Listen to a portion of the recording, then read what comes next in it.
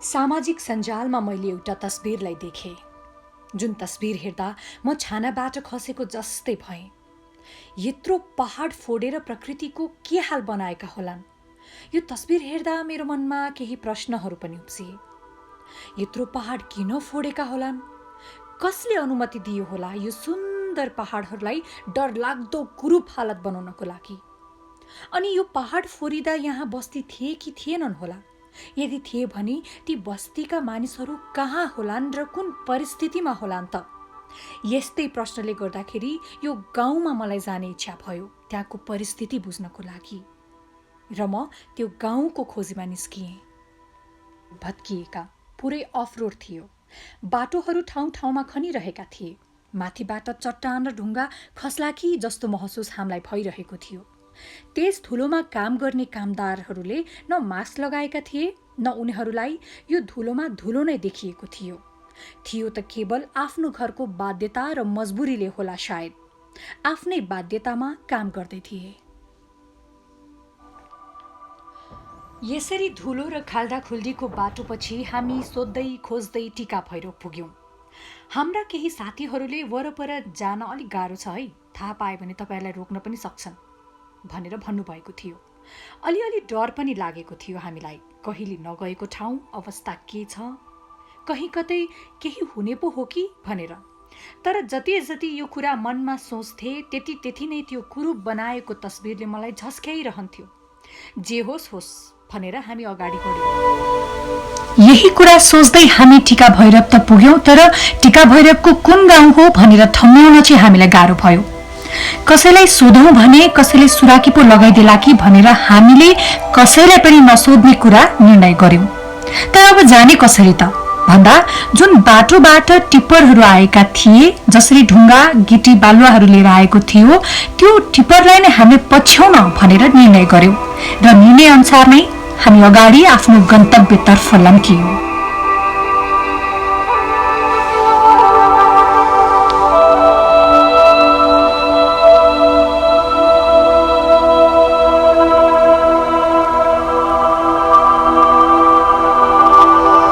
नमस्कार, म एनी कुमारको तर्फबाट मेरो सम्पूर्ण साथीहरू, मेरो दर्शकहरूलाई आज म चाहिँ हिजो कान्तिपुर पत्रिकामा एउटा न्युज छापिएको थियो, जुन 2टा होइन 3टा होइन 4-5वटा पहाड र कम्तीमा पनि 15देखि 20 मिनट लाग्ने बाटोको पहाडसम्मको ढुङ्गाहरू खनन गरिएको थियो भन्ने चाहिँ एउटा पत्रिकामा छापेको थियो।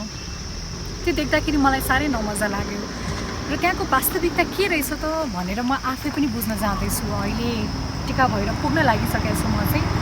धुलो त्यत्तिकै छ, बाटो त्यत्तिकै, एकदम थकित छु र मेरो उद्देश्य भनेको चाहिँ हाम्रो नेपालको काठमाडौँ राजधानीमा मात्र होइन कि गाउँ दुर्गम ठाउँहरू, या दुर्गम पनि नभनौँ, काठमाडौँबाट 1 घन्टाको बाटोसम्म पनि के कस्ता घटनाहरू भइरहेछ होइन। यो हाम्रो जति पनि प्राकृतिक स्रोतहरू छ उनीहरूको उत्खनन कुन प्रक्रियाबाट भइरहेछ, कसरी भइरहेछ, वैध अवैध कुन ढङ्गबाट भइरहेछ, उनीहरूले कसरी चाहिँ प्रकृतिलाई, प्रकृतिको स्रोतको होइन साधनहरूको युज गरिरहेछन्, यो कुरा चाहिँ सबै सरकारलाई थाहा छ कि छैन भन्ने कुराहरू चाहिँ आम जनताहरू, स्वदेश र विदेशमा रहनु भएको नेपाली दाजुभाइहरूले पनि थाहा पाउनु भन्नको निमित्त चाहिँ आज म त्यो गाउँ जाँदैछु र त्यो गाउँ छ टिका भैरव। टिका भैरवको टिका भैरवदेखि कम्तीमा 20-25 मिनटको बाटो। र केही पत्रकार साथीहरूलाई चाहिँ मैले अघि बाटोमा भेटेको थिएँ, उहाँहरूले के भन्नुभयो भने त्यो गाउँमा अलिक रिस्क छ जाँदाखेरि। त्यहाँको न्युज आइसकेपछि पत्रकारहरूलाई कसैले पनि जान्दिएको छैन भन्ने खबर मैले थाहा पाइसकेपछि सेफ भएर म आफै पनि जाँदैछु। तर हिजोको जुन दृश्य मैले हेरेँ मलाई एकदमै नमजा लाग्यो।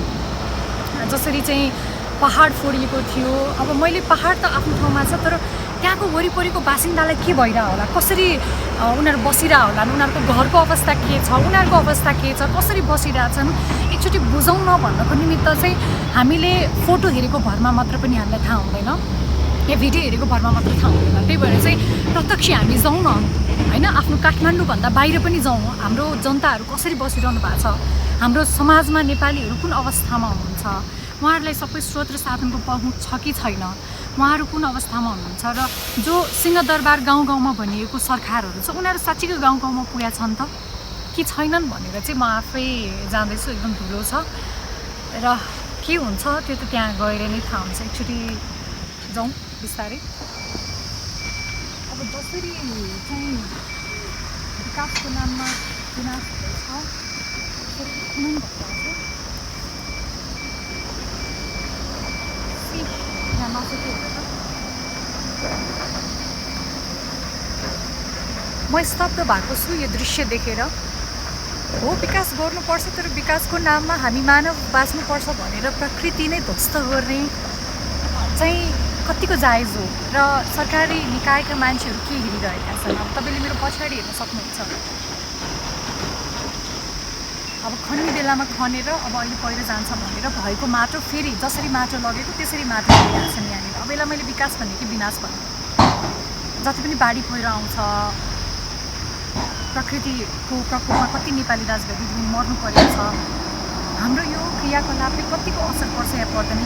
यो क्रियाकलापलाई चाहिँ सरकारी निकायले हेरेको छ कि छैन? उनीहरूले बुझेको छ कि छैन? यो भइरहेको ठिक छ कि छैन? सरकारको कानसम्म पुगेको छ कि छैन भनेर कहिले अनुगमन गरेको छ कि छैन? सरकारले मेरो र सरकारी निकायको जिम्मेवार व्यक्तिहरूलाई चाहिँ मेरो सधैँ प्रश्न रहन्छ। हामीले प्रकृतिलाई यसरी मास्ने हो भने प्रकृतिले पनि हामीलाई कहिले पनि छोड्दैन। हामी यसरी नै मासिनेछौँ। र अब अगाडि के हुँदैछ त्यो गाउँको अवस्था एकचोटि बुझ्न जाउँ। उत्खनन गरेको पहाड खोज्नलाई हामीलाई हम्मे पर्यो। ठाउँ अलिकति भित्र र अलिकति घुमाउरो रहेछ। उनीहरूले पहाड मात्र होइन, खोलाको पानी अन्तै बग्ने गरेर खोला पनि डाइभर्ट गरेका रहेछन्। भित्र प्रवेश गर्न निकै कठिन भइरहेको थियो। तर जसो तसो गरेर हामी जब भित्र प्रवेश गर्यौँ, त्यसपछि जुन प्रकृतिको हालत हामीले देख्यौँ, हामीलाई यस्तो लाग्यो कि प्रकृति त सबै कङ्कडको रूपमा परिवर्तन भइसकेको रहेछ। हामीलाई त्यो बाटो प्रवेश गर्नको लागि असहज भइरहेको थियो। त्यहाँ काम गर्ने कामदारहरूले हामीलाई घुरी हेर्दै थिए। सायद को होलान् भनेर हो कि, तर त्यो हेराइ भने सामान्य जस्तो थिएन। उनीहरूले हामीलाई अपराधी जस्तो गरेर हेरिरहेका थिए। अलिअलि उनीहरूको आँखामा त्रास र डर पनि थियो। म मोबाइलबाट भिडियो खिच्दै थिएँ, उनीहरूले नदेखिने गरेर। खोलालाई डाइभर्ट गरेर अन्तै लगेको हुनाले त्यो बीचमा खाल्डो र दलदल थियो। हिँड्ने बाटो पनि थिएन। खाल्डो पानीको दलदलमा हाम्रो बाइक नै फस्यो। हामी त चुर्लुम्मै भयौँ। तर पनि जसो तसो गरेर हामी त्यो उत्खनन भएको डाँडामा मात्र के पुग्दैथ्यौँ, यत्तिकैमा केही व्यक्तिहरू हाम्रो पछि आए। ती व्यक्तिहरू हाम्रो पछि लागेको देखेर हामीलाई असहज महसुस भयो। त्यसपछि हामी त्यहीँ रोकिने निर्णय गर्यौँ। छेउछाउमा टहराहरूले बनाएको घरहरू थियो र त्यहीँ रोक्यौँ। त्यहाँको बासिन्दालाई हामीले बाटो भुल्यौँ भन्दै गफ गर्यौँ, ताकि ती पछि आएका मान्छेहरूलाई हामी कुन उद्देश्यले आएको भन्ने कुरा थाहा नपाओस् भनेर। हामी त्यो बासिन्दामध्ये केही दिदीबहिनीहरूसँग गफ गर्न थाल्यौँ। पछि आएका युवाहरूले पनि ती आमा र दिदीलाई एक्कासी आएर धम्क्याउँदै थियो र झगडा गर्दै थियो। त्यो सबै दृश्य हामी हेर्दै थियौँ। त्यहाँ कहिलेदेखि बसेको बस्ती उसले भनेर हुन्छ र? त्यो अलि ठुलो कुरा गर्दैछ। को हो त्यो भाइ चाहिँ? कहाँको पत्रकार? अनि त्यस्तो बोल्ने हो त? त्यसले हो यहाँ सबै मिलाएर खाने। त्यही हो हात यसो गरेर बस्ने। को पत्रकार? कहाँ के नाम हो त्यसको? आइडीमा हेर भन्दै थियो हामीलाई भर्खर। हामी को पहिला यहाँ अहिले मैले हेर्छु नि उसको आइडी। जानलाई छ त्यही भएर उताबाटै। के नाम हो उसको? यहाँ तपाईँहरू खै के नाम चाहिँ थाहा छैन है, तर ए हाम्रै सुन्नु न, पत्रकार आफै मिलिरहेछ?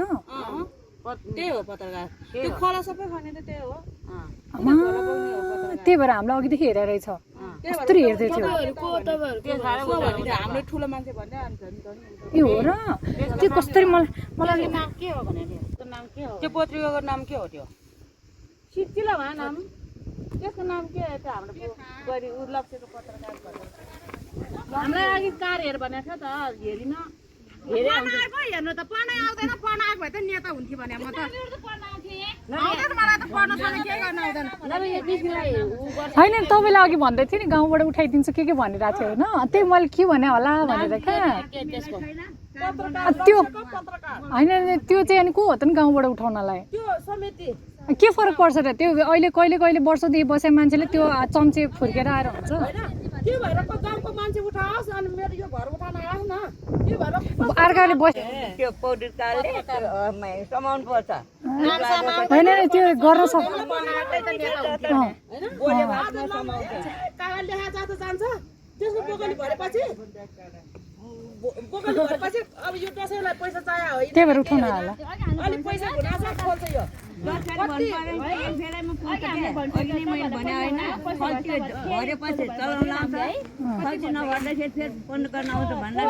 नाम के हो त्यसको त्यसको नाम सुरेश हो सुरेश के हो पत्रकार सुरेश त्यसको नाम आज आउँछ त्यो आज आउँछ भोलि खुल्छ आज आउँछ त्यो भोलि खुल्छ बन्द चाहिँ कसले गर्यो अनि वनको मान्छेले बन्द गर्ने त्यसले खोल्ने अनि वनको मान्छेले चाहिँ किन खोल्ने त त्यसो भए कि बन्दै गरिदियोस् के होइन भने होइन त्यो दुईटामा उयो गरिदियोस्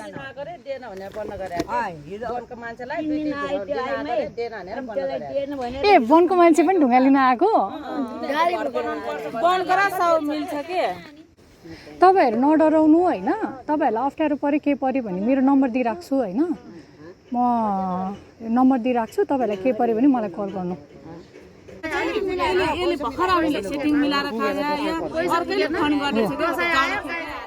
उहाँ आमाको घर पनि त्यही माथि डाँडामा थियो रे हरियो जङ्गल अनि पानी पधेरो अहिले त न त्यो जङ्गलै छ न त पानी पधेरो नै पुर्खादेखि उहाँहरू बस्दै आउनु भएको रहेछ तर अहिले यो जङ्गलको अवस्था कङ्कड बनेको देख्दा उहाँलाई धुरो धुरो रुन मन लाग्छ रे मैले सोधेँ आमालाई आमा तपाईँले यो कुरा किन अरूलाई भन्नु भएन भनेर आमाले भन्नुभयो कति भन्नु नानु भन्दा भन्दा कसैले पनि सुन्दैन हामी गरेको कुरा भनेर पिलपिल आँखाबाट आँसु झार्दै हुनुहुन्थ्यो उत्खनन गर्दाखेरि ठुलोले आमाको आँखालाई असर गरिरहेको रहेछ आमाले कहिले देख्नुहुन्छ रे कहिले देख्नुहुन्न रे ठुलो ठुलो चट्टान र पहाड फोर्दाको धुलोले त्यहाँको स्थानीयहरूको स्वास्थ्य पनि बिग्रिँदै गएको रहेछ हामीले त्यहाँ जति पञ्चायत त्यसले राखोस् अनि हामीलाई त्यो घरको मान्छेको सम्पत्ति हो भन्छ है मलाई भन्दै उयो सटोसन मेरो सम्पत्ति छ भनेर धम्क्याएर अनि उ त्यहाँ ढुङ्गा उ त्यहाँ खन्नु लाग्यो त्यसरी खाल्डो खन्नु लाग्यो आमा ऊ त्यो ढुङ्गा चेपबाट गएर बगिरहेको थियो सरी यहाँसम्म अनि अहिले ऊ अस्ति मात्रै खनेको हामी त कसै फोन नम्बर छैन केही थाहा छैन चुप लाएर बस्यो कम त ढुङ्गा खनेर यहाँ वरिपरि पुलिस छैन भने दिदी पुलिस छ टिका भएरमा अब ठुल्ठुलो मान्छे कुरा सुन्ने टिका भैरवको पुलिसले हेर्दैन त्यो बेलामा खोलाबारी यत्रो आउला त्यो घरहरू खोला बेला टिप्न आयो गयो होला त सबै अनि यत्रो खोला आउँदा त गएको नि हाम्रो ऊ घर ढलिरहेछ 1 रुपियाँ पैसा देखाएन साउले यो खोला अहिले यो खोला बगेको ठाउँमा छ नि यहाँ त सबै रुखै रुख थियो सबैको रुखै रुख त्यहाँ ऊ त मिसिन भएकोसम्म हाम्रो बाली लाएर खाएर बसेको थियो साउहरूले नै अनि त्यो खोलाबारी ल्याएर बगायो अहिले चाहिँ यसपालि चाहिँ खोला यहाँबाट ऊ त्यो ठुलो ढुङ्गा हामीले पोहोरसम्म ऊ त्यो स्क्याभेटर छ नि डाटो त्यहाँसम्म बाली ऊ मकै तोरी बाली साग तरकारी लाएर खान्थ्यौँ होइन खोलाबारी सबै आएर लग्यो होइन हामीलाई न त्यहाँ माटो ल्याइदिएको छ न तिमीहरूको यसो खानु पर्ने यस्तो भनेर 1 रुपियाँ पैसा दिएको छ साउले त्यो घर धल्या उठ्या छैन खोला त सानो थियो बेला सबै मेरो सम्पत्ति हो भन्दै खोला खन्न लाउनेहरू चाहिँ त्यही घरको मान्छेहरू हो कुन चाहिँ त्यही रात घरको मान्छे पैसा दियो होला नि त त्यसलाई त्यही त पैसा दियो नि त होला मेरो सम्पत्ति यहाँ बाटोसम्म छ भनेर कति झड गरे मलाई खोला ढुङ्गा दियो बोटले बेला पनि त्यहाँ पारिसम्म छ हाम्रो जग्गा भर्दै यो मेरो अन्त पानीले सबै जान्छ होला बर्खामा त्यही त घर मुनिसम्म भेटिसकेको थियो मात्रै हो अलि गाडी त्यहाँ धान थियो कि पत्रकारको के काम गर्दो रहेछ के खबर हाल्दो रहेछ त के हाल्दैन हाम्रो यहाँको अहिलेसम्म थाहा छैन खिचा जस्तो गर्ने डिलेट गर्ने हाम्रो यहाँ जाने हो त्यो पत्रकार के मिडिया चलाउँदो रहेछ त त्यसले केही थाहा छैन अनि पत्रकार हो कि अनि त्यसै त्योसँग तर्सिन तपाईँहरू पत्रकार चाहिँ हो नै हो नि भन्छ कि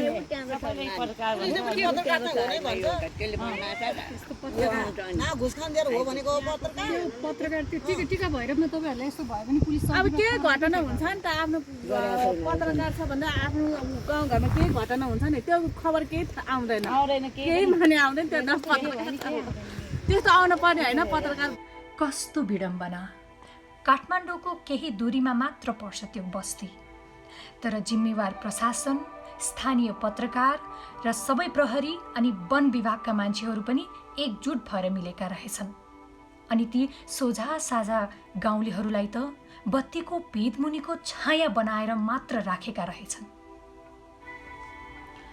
उहाँहरूको गुनासो र अन्यायलाई सङ्कलन गर्दै हामी मन पनि खिन्न बनाउँदै फर्किँदै थियौँ।